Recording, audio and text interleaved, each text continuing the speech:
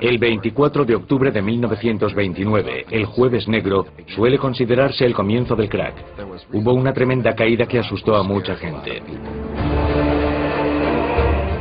Es imposible subestimar la conmoción, una sensación de sorpresa e incredulidad.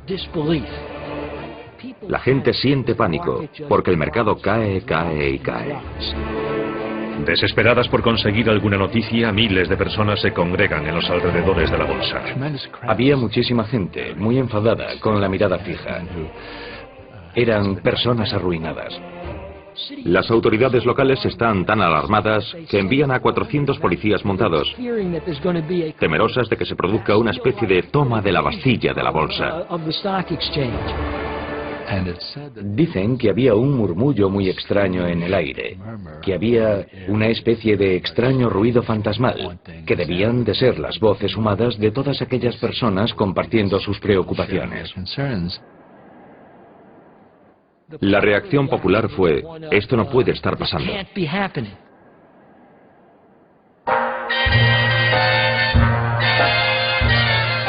Un visitante de Gran Bretaña estuvo también allí aquel día. Winston Churchill había invertido gran parte de su dinero en la bolsa estadounidense y había decidido hacer una visita. Me encontré caminando por Wall Street en el peor momento de pánico. Y un prefecto extraño que me reconoció me invitó a entrar en el parqué de la bolsa.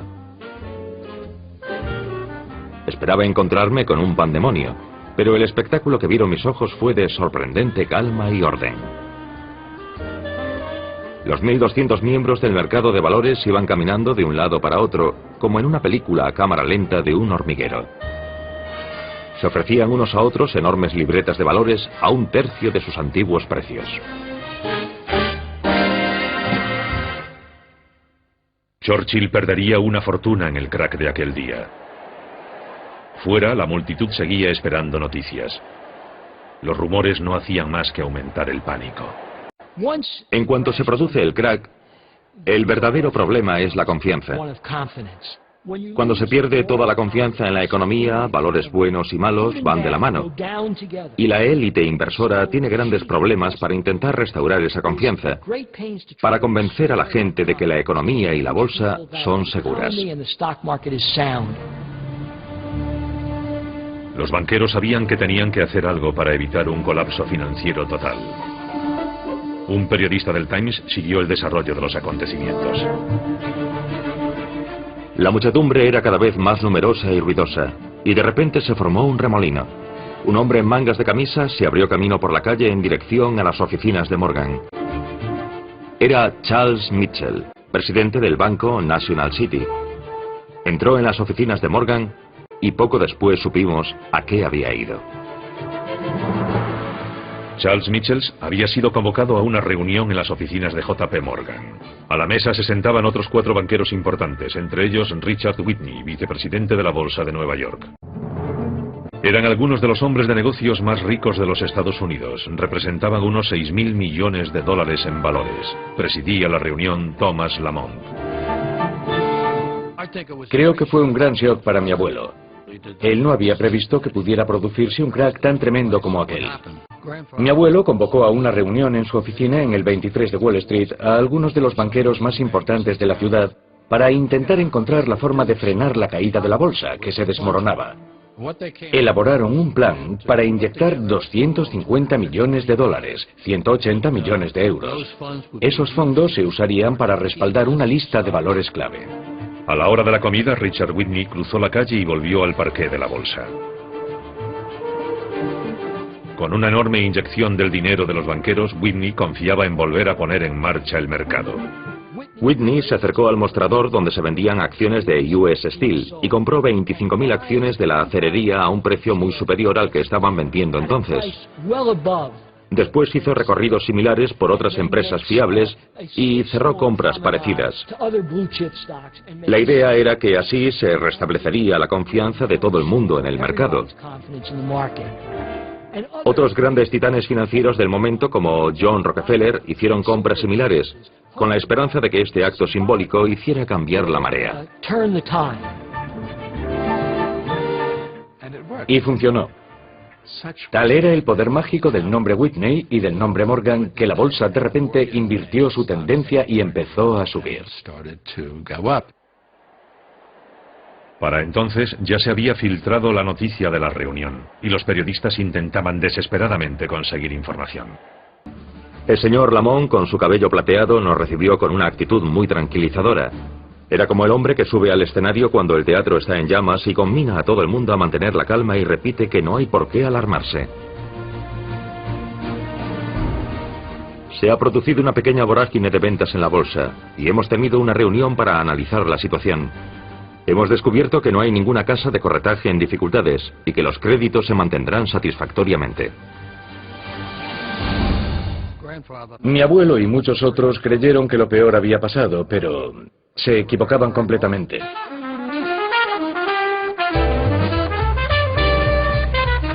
Durante el fin de semana pareció que la intervención de los banqueros había funcionado. Las transacciones del viernes y el sábado por la mañana fueron tranquilas y sin incidentes. El presidente Hoover también intentó calmar los nervios repitiendo un mantra que se ha usado en muchos otros desplomes de la bolsa desde entonces. La actividad fundamental del país, que es la producción y distribución de bienes, se apoya en una base sólida y próspera. Pero en las oficinas del distrito financiero reinaba el caos total. No olvidemos lo primitiva que era la tecnología entonces. Se hicieron tantas transacciones el 24 de octubre que las máquinas tardaron 4 horas en imprimirlas todas una vez que cerró la bolsa. La máquina, saturada de información, iba horas por detrás de las transacciones y resultaba completamente inútil.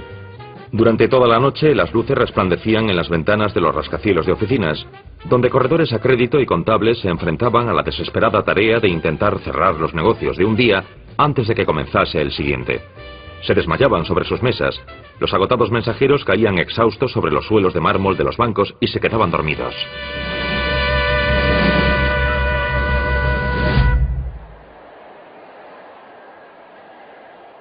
El lunes las máquinas se habían quedado sin cinta para imprimir las cotizaciones y los inversores, desesperados por conocer los últimos precios de las acciones, colapsaban las líneas telefónicas entre Nueva York y otras ciudades.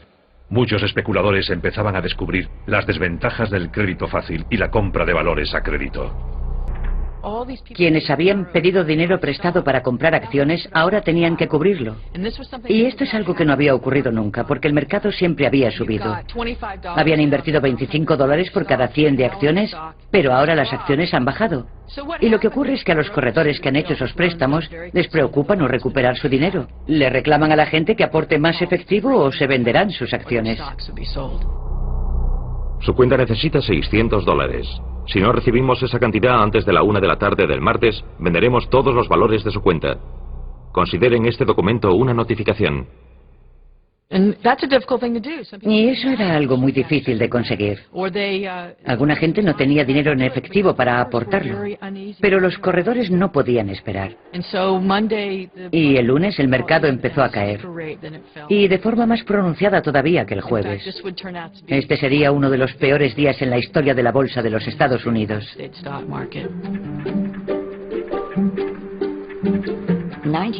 En 1929, cuando se desplomó la bolsa, yo era una niña. Solo tenía 7 años. Sin embargo, recuerdo claramente algunos de los detalles de aquel día. No había muchos medios de comunicación, y cuando ocurría algo extraordinario, los periódicos sacaban un extra. Le llamábamos extra y costaba 2 centavos. Aquellos niños con sus gorras de visera iban corriendo por las calles gritando: ¡Extra! ¡Extra! ¡Léanlo todo sobre la noticia! E invariablemente alguien salía de casa, bajaba a la calle, compraba el diario por 2 centavos y nos enterábamos de lo que ocurría. Y así fue como nos enteramos del crack. El martes por la mañana, algunos de los nombres más famosos de la economía estadounidense vieron cómo se desplomaba el precio de sus acciones. US Steel, Radio, General Motors. Acciones que habían sido símbolos de los años de prosperidad. El martes se produjeron tremendas oleadas de ventas sin fin. Esta vez las ventas eran tan numerosas y tan implacables que no hubo ninguna reunión a la hora de la comida en JP Morgan. Claramente, el volumen de las ventas superaba cualquier posibilidad de que los banqueros intentasen aplacar la tempestad. La tarde-noche del martes, todas las acciones estadounidenses valían un 22% menos que a la apertura del mercado el lunes por la mañana. En 36 horas se había perdido el 22% del valor de la industria estadounidense. Hoover era el presidente. Él y Andrew Mellon, el secretario del Tesoro, estaban muy a la derecha y creían que no era competencia del gobierno intervenir en esto. Creían en el puro capitalismo, sin trabas. De modo que hicieron muy poco o nada para aliviar el crack. Dijeron que se resolvería solo. El mercado se desplomó muy rápidamente y mucha gente se fue con él. Fue muy doloroso. Casi todo el mundo perdió dinero, como ha ocurrido ahora. Se calcula que a la conclusión de estos 5 días de negocio, 25.000 millones de dólares de riqueza personal simplemente habían desaparecido. La bolsa sigue cayendo sin fin. Hay órdenes de venderlo todo. Calculo que me quedarán unos 500 si tengo suerte. Un humilde final a un beneficio potencial que no hace ni 4 meses rondaba los $100.000. Al menos me digo a mí mismo, lo he perdido todo en el mayor pánico de la historia.